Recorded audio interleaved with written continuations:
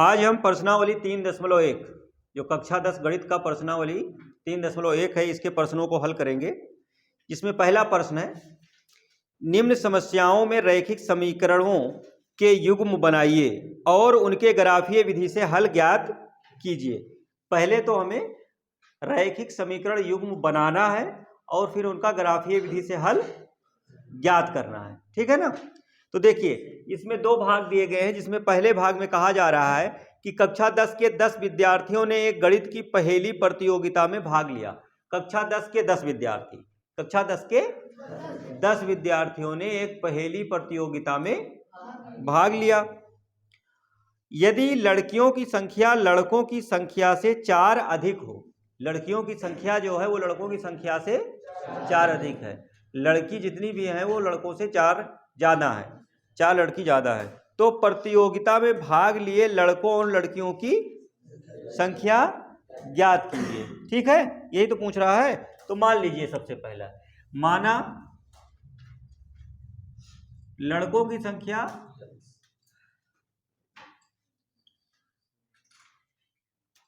x तथा लड़कियों की बराबर, ये हमने मान लिया। अब क्वेश्चन में आपसे कहा जा रहा है कि एक कक्षा 10 के 10 विद्यार्थियों ने गणित की पहेली प्रतियोगिता में भाग लिया। कितने विद्यार्थियों ने भाग लिया है? 10। और 10 में लड़की और लड़का दोनों है ना। अब मेरी बात सुनो आप लोग ध्यान से। कक्षा 10 के 10 विद्यार्थियों ने गणित की एक प्रतियोगी परीक्षा में भाग लिया। कुल कितने लड़कों ने भाग लिया? 10 विद्यार्थियों ने। और इस 10 विद्यार्थी में लड़का भी है और लड़की भी है। अच्छा, हमने माना है कि लड़कों की संख्या x और लड़कियों की संख्या y, तो दोनों को जोड़ोगे तो कितना होगा? 10 के ही तो बराबर होगा। लड़का और लड़की दोनों मिला के 10 विद्यार्थी ही तो हो रहे हैं। तो यहाँ पर जो पहला समीकरण बनेगा, प्रश्नानुसार आप लिख सकते हैं, जो प्रश्न में आपसे कहा जा रहा है उसमें प्रश्नानुसार x + y बराबर 10, ये समीकरण नंबर तथा दूसरी बात ये कही जा रही है कि लड़कियों की संख्या लड़कों की संख्या से 4 अधिक है। लड़कियों की संख्या लड़कों की संख्या से 4। इसका मतलब ये हुआ कि जब लड़कों की संख्या में से लड़कियों की संख्या को घटाई जाएगी तो कितना रिजल्ट आएगा? 4 आएगा। जैसे मान लीजिए इस क्लास में जितनी भी लड़कियां हैं उनकी संख्या लड़कों की संख्या से 4 अधिक है। तो मान लीजिए इस क्लास में 10 लड़की हैं और 6 लड़के हैं, ठीक है ना। तो 10 में से जब 6, तभी तो 4 अधिक हुआ। 10 लड़की 6 लड़के।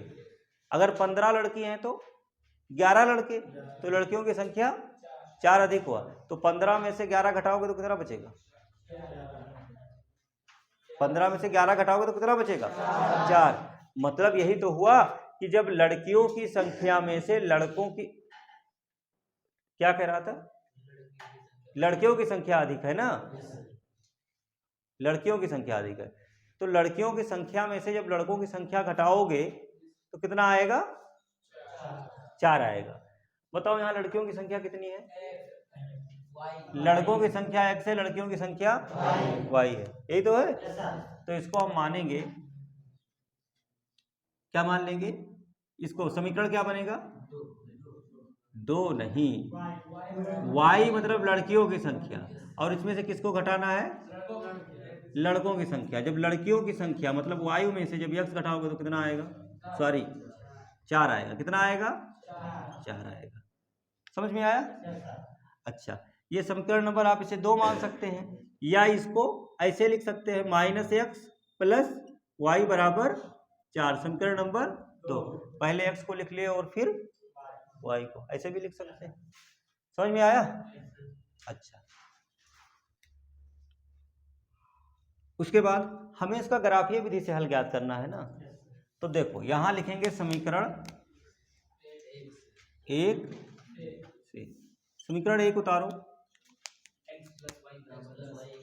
x + y बराबर 10, यही तो है। अच्छा, जब x बराबर 0 रखोगे, जो देखो यहाँ मैं करके इसे अच्छा करके दिखा रहा हूँ, चलो देखो, ये समीकरण नंबर 1 है। x बराबर 0,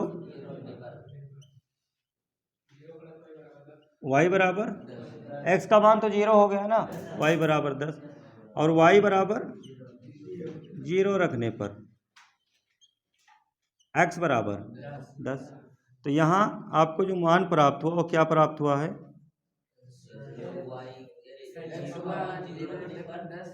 जब x का मान हमने 0 रखा तो y,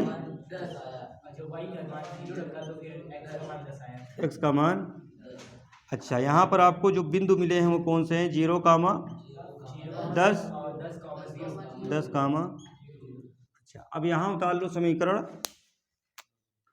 2, समीकरण 2 से, इस समीकरण 2 -x + y बराबर 4, ये समीकरण नंबर 2 है। अच्छा, x बराबर 0 रखने पर y बराबर 4 तथा y बराबर 0 रखने पर, कहाँ रख रहे हो? समीकरण नंबर 2 में ना। जब y का मान 0 करोगे तो -x बराबर 4 या x बराबर माइनस, तो यहाँ आपको मिला जो x और y का मान उसे लिख लीजिए, x y, x का मान जब 0 रखा तो y का मान, x का 0 तो y का, और जब y का 0 रखा तो x का -4। बिंदु क्या मिला? 0, 4 और -4, हमें इससे ग्राफ खींचना है ना। तो देखिए अब यहाँ पर हम जा रहे हैं आलेख खींचने।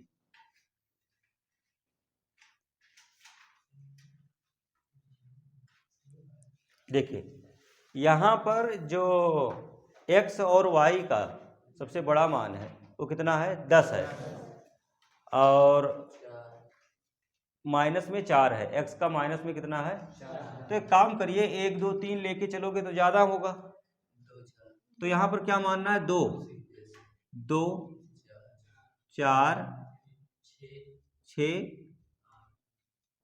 8, 10, 12, ये x डैश है और ये y, इधर -2, -4, -6, ऊपर 2, 4, 6,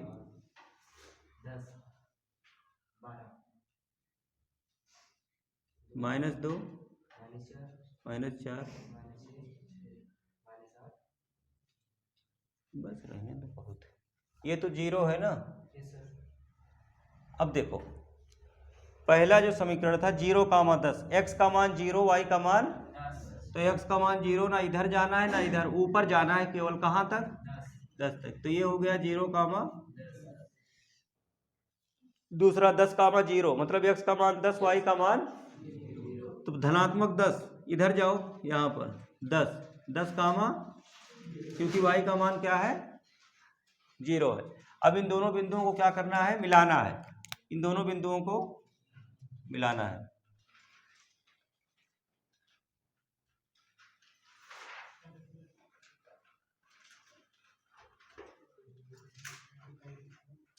ये रेखा प्राप्त हुई हमें, और ये किस समीकरण की है? x + y बराबर,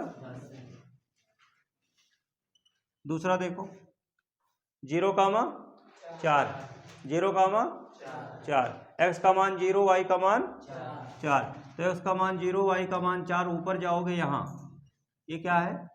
0, अच्छा उसके बाद -4, x का मान -4, y का मान 0, तो माइनस इधर आओ, -2, -4, ये क्या है? -4, 0। अब इन दोनों बिंदुओं को मिलाना है, तो जब इन दोनों बिंदुओं को मिलाओगे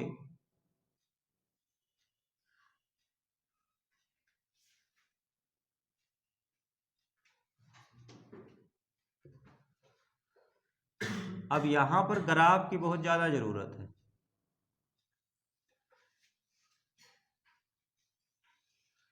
क्योंकि जब आप ग्राफ में खींचेंगे तभी सही हल बता पाओगे। ये कौन सा समीकरण है? कितना है? -x + y बराबर 4। ये है, ये दोनों एक दूसरे को इस बिंदु पर प्रतिच्छेद कर रही हैं। अब जिस बिंदु पर प्रतिच्छेद कर रही हैं ये किसी अक्ष पर तो मिल नहीं रहा है ना? तो फिर यहाँ पर आपको जब ग्राफ पेपर में खींचोगे ना, तो ये जहां पर भी काटेगा उसका बिंदु आप ग्राफ पेपर में दर्शा सकते हो, वो दिखेगा कि किस बिंदु पर काट रहा है। और यहाँ तो हम गेस करके ही बताएंगे। देखो इधर से तो ये लगभग 5 पे दिख रहा है और यहाँ से 2 या 3 पर आएगा है? सॉरी ये कितना है? हाँ 6 के बाद 7 फिर 8, 6 के बाद 7 फिर 8। तो इस बिंदु क्या है? ये बिंदु कितना प्राप्त हुआ है? 7 और 3 प्राप्त हुआ है। आप लोगों को किया है ना किसी ने? 7 और 3 प्राप्त हुआ है। अच्छा तो देखो ये 6 के बाद क्या आएगा? 7 आएगा ना। अच्छा और इसके बाद ये 2 है तो ये 3 होगा। तो देखो ये तो ठीक है, हमने खींचा इस तरीके से तो ये लगभग आ गया। इसे यहां इस पर खींचो, यहां पर लंब डालो, इससे मिलाओ तो क्या आएगा? यहां पर 7 और यहां पर 3। तो ये बिंदु का निर्देशांक क्या हुआ? x का मान 3, y का मान 7। लेकिन अगर आप लोग बिना ग्राफ के खींचेंगे तो हो सकता है थोड़ा सा इधर उधर हो जाए, ऐसे केस करोगे तो ग्राफ पेपर में जब खींचोगे तो आपको यहाँ पर एग्जैक्ट वैल्यू मिल जाएगी, सही मान। तो प्रतिच्छेद बिंदु क्या है? प्रतिच्छेद बिंदु जो है आपका 3,7 है, इसलिए x बराबर 3 और y बराबर 7। ठीक, तो लड़कों की संख्या कितनी थी? अतः लड़कों की संख्या तथा लड़कियों की संख्या कितनी है? 7 है। और 7 3 मिलाकर के कितना हो जाएगा? 10 हो जाएगा ना। तो इस तरीके से इसका हल प्राप्त हो जाता है। इसे आप लोग नोट कर लीजिए, फिर अगला बताते हैं। देखिए अब प्रश्न 1 का जो दूसरा भाग है इसमें कहा जा रहा है 5 पेंसिल तथा 7 कलमों का कुल मूल्य 50 रुपये है। 5 पेंसिल तथा 7 कलमों का कुल मूल्य 50 रुपये है, जबकि 7 पेंसिल तथा 5 कलमों का कुल मूल्य 46 रुपये है। एक पेंसिल का मूल्य तथा एक कलम का मूल्य, तो जो भी ज्ञात करने के लिए कह रहा है उसी को मान लेते हैं। माना एक कलम का 50 रुपये x तथा एक पेंसिल का मूल्य कितना? x रुपये y रुपये। ठीक, अब प्रश्नानुसार क्या कह रहा है?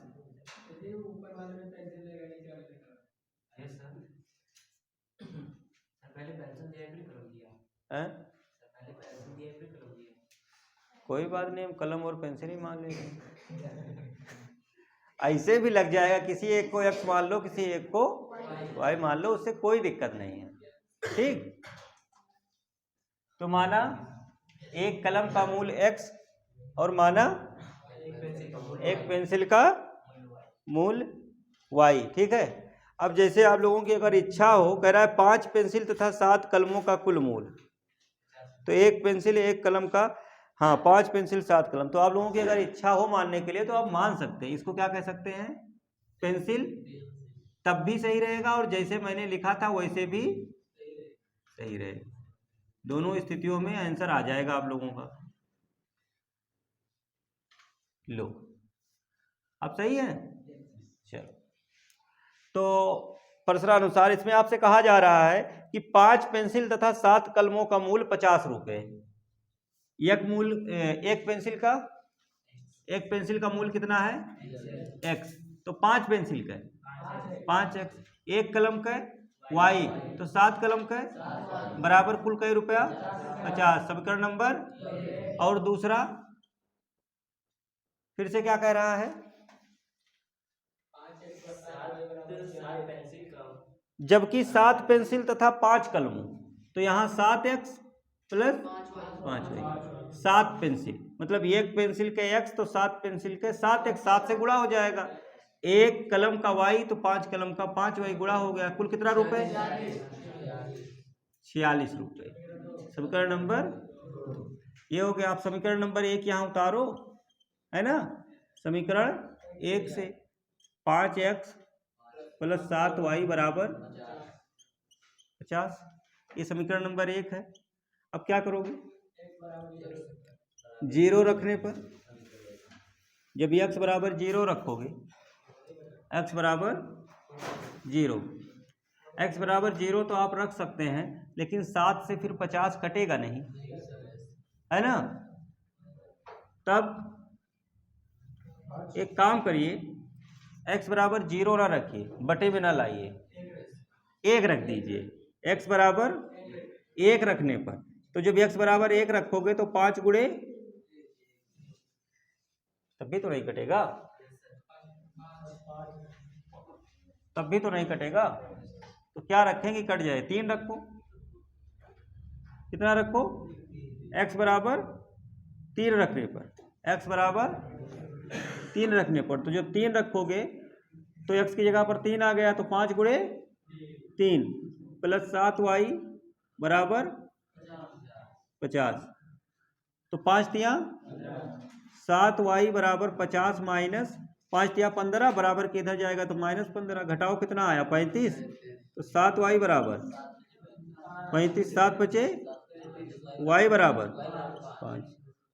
एक तो ये हो गया, और इसके बाद y बराबर 0 रख दीजिए, y बराबर 0, तो जब y 0 रखोगे तो ये 7y पूरा 0 हो जाएगा, तो 5x बराबर 50, 5 2 50, तो x बराबर 10, ये आ गया।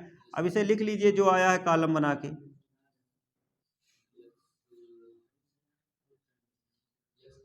x y, x का मान जब आपने 3 रखा तो y का मान 5, और जब y का मान तो x का मान 10, ठीक है,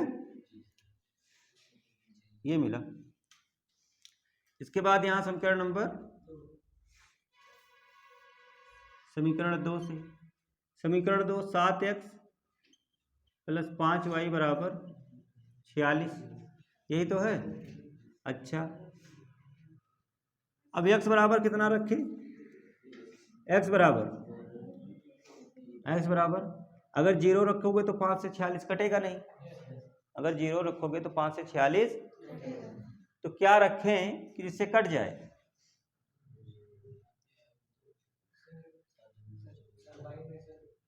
x का मान क्या लें कि जिससे कि 5 से फिर ये कट जाए, ये पूछ लो कितना।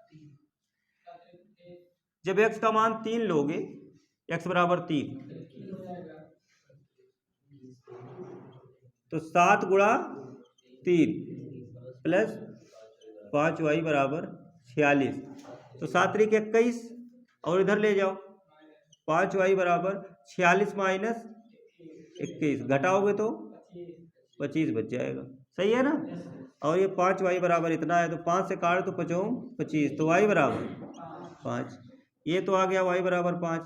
अब x का मान जब 3 लिया तो y 5 आ गया।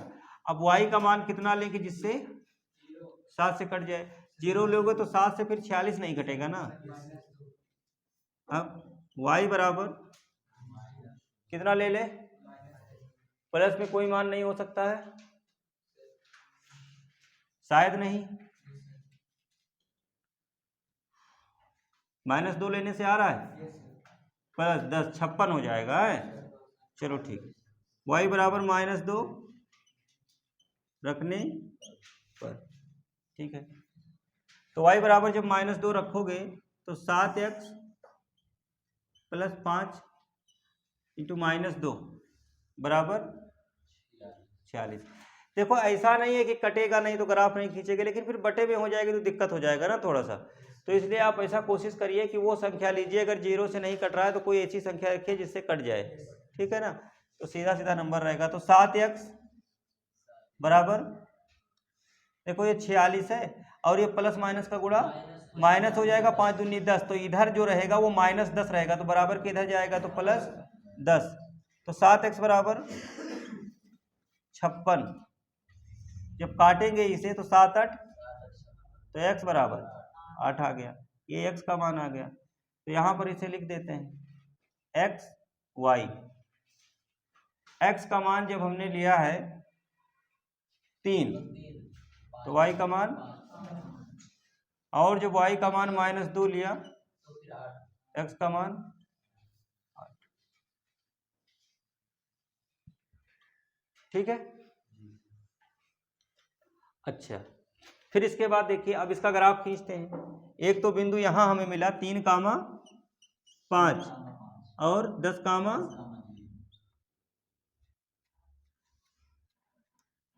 और यहां क्या मिला 3, और 8, ये तो एक बिंदु उभयनिष्ठ हो गया ना, 3,5 3,5, ये तो उभयनिष्ठ हो गया ना। तो फिर यही उभयनिष्ठ बिंदु ही इसका हल हो जाएगा। तो अब इसका ग्राफ देखिए, x और y अक्ष खींच लीजिए।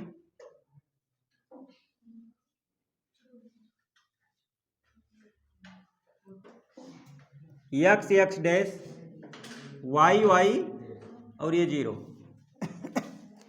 अब यहां पर जो सबसे बड़ा मान है x का वो 10 है और y का सबसे बड़ा मान 5 है, तो 10 से बड़ा नहीं है।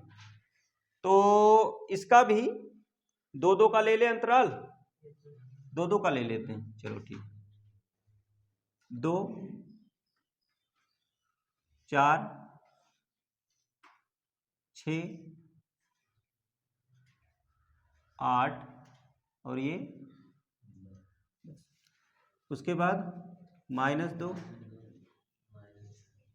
-4 -6 माइनस, उसके बाद -2 नीचे, -4 -6, 2 4 6 8। ठीक है, अब दर्शाते हैं। पहला जो है वो है, पहला रेखा का जो बिंदु प्राप्त हुआ है वो 3,5 और 10,0। 3,5 मतलब x का मान 3, ये x का मान 3 हुआ ना, यही तो हुआ।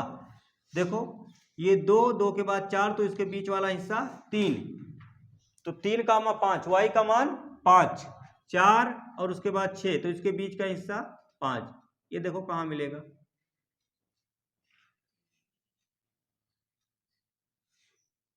जब आप ग्राफ में बनाएंगे इसे तो यहां से जाने वाली एक लाइन होगी और यहां से भी जाने वाली एक लाइन होगी, तो दोनों लाइनें जहां एक दूसरे को काटेंगी उसी को क्या कहेंगे, 3,5। ये बिंदु है 3,5।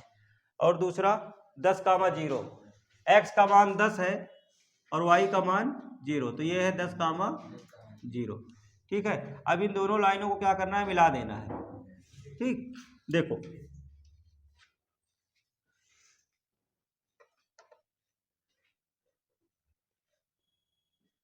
दोनों बिंदुओं पर पटरी लेकर के पटरी सेट कर लीजिए और फिर इस तरीके से खींच दीजिए, तो ये आपको ग्राफ प्राप्त हो गया।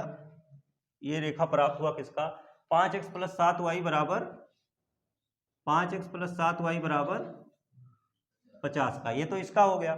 दूसरा 3,5, फिर से 3,5 तो यही है ना, 3,5 तो यही है। दूसरे का देखिए, दूसरे समीकरण के लिए भी 3,5 एक बिंदु प्राप्त हुआ है और दूसरा बिंदु 8,-2, 8,-2, x का मान 8, x का मान और y का मान -2। ये देखो -2 इसके सीध से यहाँ जाएगा, यहाँ से जो रेखा जाएगी और यहाँ से आने वाली रेखा जहाँ मिलेगी ग्राफ में उसी को हम क्या कहेंगे 8 कामा माइनस 2, 8 कामा माइनस 2। अब आपको क्या करना है, एक बिंदु इसे और एक बिंदु इसे, इन दोनों को मिलाते हुए पटरी की सहायता से आप एक रेखा खींचिए।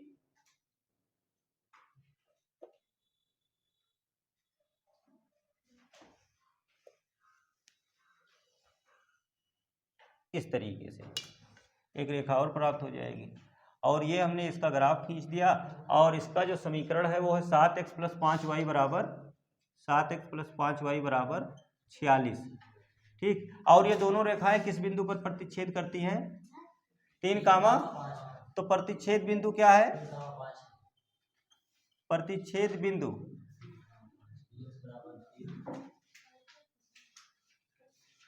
3 कामा 5 है, तो x बराबर y बराबर 5। अतः x को हमने क्या माना था, पेंसिल का मूल, अतः एक पेंसिल का मूल कितना है,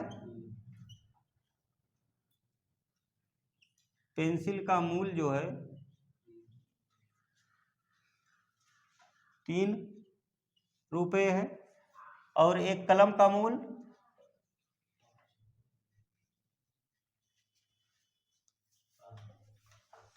कितना है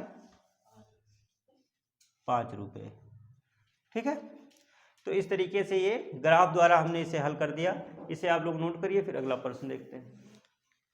अब प्रश्नावली 3.1 का जो दूसरा प्रश्न है, इसमें आपसे कहा जा रहा है कि अनुपातों a1/a2, b1/b2 और c1/c2 की तुलना कर ज्ञात कीजिए कि निम्न समीकरण युग्म द्वारा निरूपित रेखाएं एक बिंदु पर प्रतिच्छेद करती हैं, समांतर हैं अथवा समपाती है।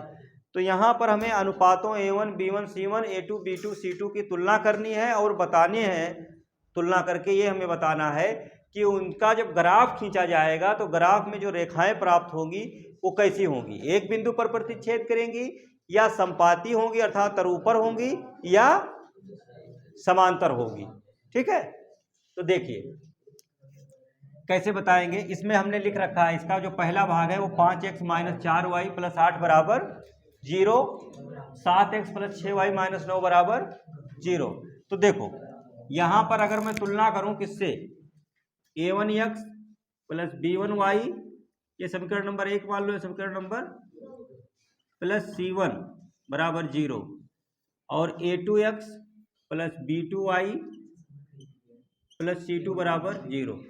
ये समीकरण नंबर 1 की तुलना इससे करेंगे और समीकरण नंबर 2 की तुलना इससे करेंगे। तो a1 बराबर b1 बराबर -4, देखो माइनस लगाए ना, तो b1 बराबर -c1 बराबर 8, a2 बराबर 7, b2 बराबर और c2 बराबर। अब a1/a2 निकालिए, b1/b2 निकालिए, -4/6, 2 दूनी 4, 2 तिया -2 क्या a1/a2 b1/b2 के बराबर है, नहीं है। तो हम यहाँ पर लिखेंगे कि चूंकि a1/a2 नॉट इक्वल b1/, अगर ये स्थिति प्राप्त होती है तो रेखाएं कैसी होती हैं, संगत असंगत नहीं पूछ रहा है, रेखाएं कैसी होंगी। अतः रेखाएं एक बिंदु पर प्रतिच्छेद करेंगी। समझ में आया। अगर ऐसी स्थिति प्राप्त होती है, आपको दो समीकरण युग्म दिए गए हैं, एक समीकरण युग्म दिया गया है, तो समीकरण युग्म से अगर आप a1a2 और b1b2 का अनुपात निकाल के देखते हैं, दोनों बराबर नहीं है, तो उस स्थिति में जब आप ग्राफ खींचेंगे तो ग्राफ में क्या होगा, दोनों रेखाएं किसी एक बिंदु पर प्रतिच्छेद करेंगी। बात समझ में आई। अच्छा, तो ये तो हो गया इसका। अब दूसरा देखो, अब ये मैंने लिख के एक बार दिखा दिया ना a1/a2, ये इस तरीके से व्यापक रूप, अब इसे लिखने की जरूरत नहीं है। अब आप लोगों को समझ में आ गया है, इसे आप समीकरण नंबर 1 और इसे समीकरण नंबर 2 मान ले, जरूरत है नहीं वैसे। तो a1 बराबर 9 और b1 बराबर c1 बराबर a2 बराबर 18 और B2 बराबर C2 हो गया। अच्छा आप निकालो A1 बटा A2 9/18 काटो 1/2 आ गया ना। B1 बटा B2 3/6 काटोगे तो 1/2 3 एकम 3 3 दूनी 9 एकम 9 9 दूनी 18। अच्छा C1 बटा C2 12/12 एकम 12 12 दूना। ये तो A1 बटा A2 B1 बटा B2 और C1 बटा C2 सब बराबर आ गया ना। तो चूंकि A1 बटा A2 बराबर B1 बटा बराबर C1 बटा, और जब ये स्थिति प्राप्त होती है तो रेखाएं, अतः रेखाएं समपाती होंगी। देखो संगत असंगत आश्रित नहीं पूछा है, पूछा है कि रेखाएं कैसी होंगी, प्रतिच्छेदी होंगी या प्रतिच्छेदी होंगी, संपाती होंगी समांतर होंगी, ये पूछा है। तो वही जवाब देना जो आपसे पूछा गया है। ठीक, जब आपसे संगत असंगत पूछा जाएगा तो वो जवाब देना। अब इसके बाद अब यहां हमने समीकरण नहीं लिखा। अच्छा आपको और अच्छे से आता है तो फिर क्या करेंगे, ये समीकरण नंबर 1 है और ये समीकरण नंबर आप डायरेक्ट लिख दीजिए A1 बटा A2। इस बार चलो A1 B1 भी नहीं लिख रहे हैं, A1 बटा A2, A1 का मान 6 और A2 का मान 2, काटोगे तो 3 बटे, यही तो आएगा 2 एकम 2 2 3 6। उसके बाद B1 बटे B2, B1 -3 और ये -1, माइनस माइनस कट गया तो 3 बटा, यही तो आया। इसके बाद C1 बटा C2, C1 10 9, ये तो नहीं बराबर है ना। देखो यहाँ पर A1 बटा A2 3/1, B1 बटा B2 3/1, लेकिन C1 बटा C2 10/9। तो चूंकि A1 बटा A2 बराबर है B1 बटा, लेकिन नॉट इक्वल है C1 बटा, ये बराबर नहीं क्योंकि ये 10/9 है। तब अगर ये स्थिति प्राप्त हो तो रेखाएं समांतर होंगी। समझ में आया। तो इस तरीके से आप जांच कर सकते हैं, हाँ कर सकते हैं। तो इसे आप लोग नोट करिए, फिर इसके बाद अगला प्रश्न नंबर 3 करते हैं। देखिए अब इसका प्रश्न 3 है जिसमें आपको 5 भाग दिए गए हैं और कहा गया है कि A1 A2 और B1 B2 C1 C2 की तुलना कीजिए और बताइए कि ये जो रैखिक समीकरण युग्म है ये संगत है या असंगत। तो पिछले प्रश्न में भी आप लोगों ने A1 B1 की तुलना करना सीख लिया है, तो अब जो है फिर से वही करेंगे। तो इसे डायरेक्ट लिखेंगे A1 बटा A2 कितना है 3 बटे, और B1 बटा B2 कितना है, बताओ ये दोनों बराबर है या नहीं। तो चूंकि A1 बटा A2 नॉट इक्वल B1 बटा B2, इसलिए समीकरण युग्म कैसा है, अगर बराबर नहीं है A1 बटा A2 बराबर नहीं है B1 बटा B2 के, तो रैखिक समीकरण युग्म संगत, क्या है, संगत। दूसरा देखो A1 बटा A2 कितना है 2 बटे, काटोगे तो 1/2, और उसके बाद B1 बटा B2 -3 बटा -6, काटोगे तो माइनस माइनस प्लस 3 एकम 3 3 दूना, कट के 1/2 आ जाएगा। ये तो बराबर आ गया, ये बराबर आ गया ना। तो इसके बाद देखो C1 बटा बराबर 8/9, ये नहीं कट रहा है और बराबर भी नहीं आया। अच्छा एक बात और सुनो, जैसे यहाँ जैसे 3x + 2y बराबर 5 लिखा हुआ है, अब चाहे इधर लिखा हो बराबर के दोनों c का मान और चाहे अंदर लिखा हो, अगर अंदर लाओगे तो ये -5 हो जाएगा, ये माइनस, तो दोनों कट के फिर से वही आ जाएंगे माइनस माइनस। तो या तो बराबर के इधर लिखा हो या तो बराबर के इधर लिखा हो, दोनों एक ही तरफ होना चाहिए। ये नहीं कि 5 बराबर के उधर हो 7 बराबर के इधर, ऐसा नहीं लेना है, समझ गए। तो ऐसे भी आप इसे c मान सकते हैं। अच्छा तो यहाँ पर चूंकि A1 बटा A2 बराबर है B1 बटा B2 के और बराबर नहीं है C1 बटा, इसलिए समीकरण युग्म कैसा है, असंगत है। ठीक है, ये हो गया। अब इसके बाद इसे देखो, A1 इसमें तो बटे में लिखा हुआ है ना, कोई बात नहीं, बटे वाला ही देख लेते हैं, इसे भी कर लेंगे। A1 बटा A2, A1 बटा A2, A1 कितना है 3 बटे, और B1 A2 कितना है 9। तो इसे कैसे हल करोगे, 3 बटे 2 गुणे 1 बटा, ठीक है थोड़ा देखो, ये ऊपर वाला 3 बटा 2 है, नीचे केवल 9 है, तो मान लीजिए इसके बटे में 1 है, तो ये 3 बटा 2 ऐसे लिखेंगे, इसे गुणा लगा के पलट देंगे 1 बटा 9, तो 3 एकम 3, 3 त्रिका, तो बराबर कितना आया 1 बटा 3 दूनी 6, यही तो आया। उसके बाद B1 बटा B2, B1 बटा B2, B1 कितना है 5 बटे 3, और बटे में -10, माइनस, तो फिर से मान लीजिए इसके बटे के नीचे 1 है, तो 5 बटा 3 गुणा 1 बटा -10, 5 दूनी 10, तो 5 एकम 5, 1 1 का गुणा 1 होगा, और 3 दूनी 6, लेकिन ये माइनस में रहेगा, तो प्लस में ये माइनस में बराबर है या नहीं है, क्योंकि A1 बटा A2 प्लस माइनस का भी अंतर हो जाएगा, तो बराबर नहीं माना जाएगा, क्योंकि A1 बटा A2 नॉट इक्वल B1 बटा B2, इसलिए समीकरण युग्म कैसा है,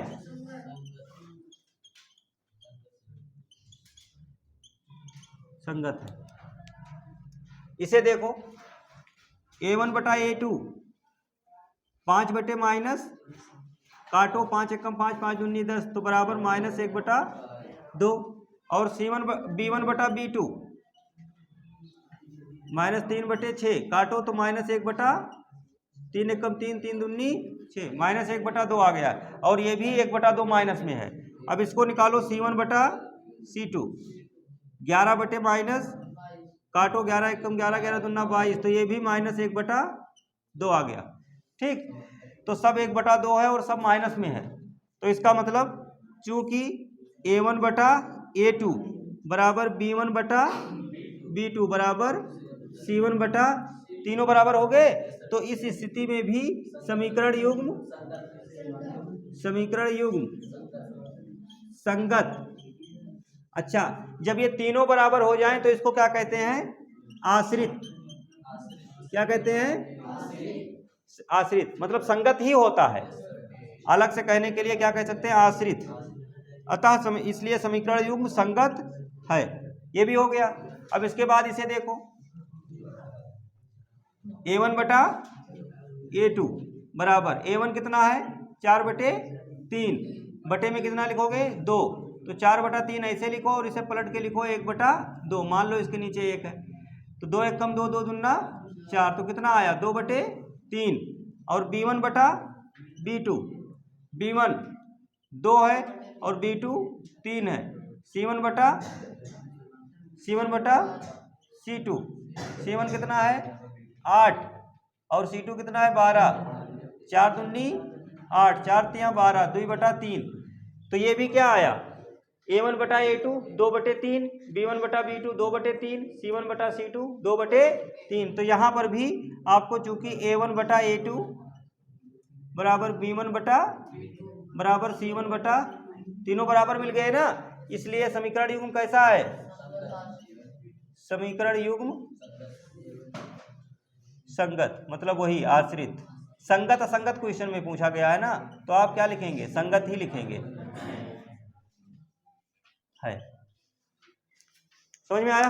तो इस तरीके से ये पूरा हो जा रहा है। इसे आप लोग नोट कर लीजिए, और फिर आगे जो क्वेश्चन है उसे अगले क्लास में देखेंगे।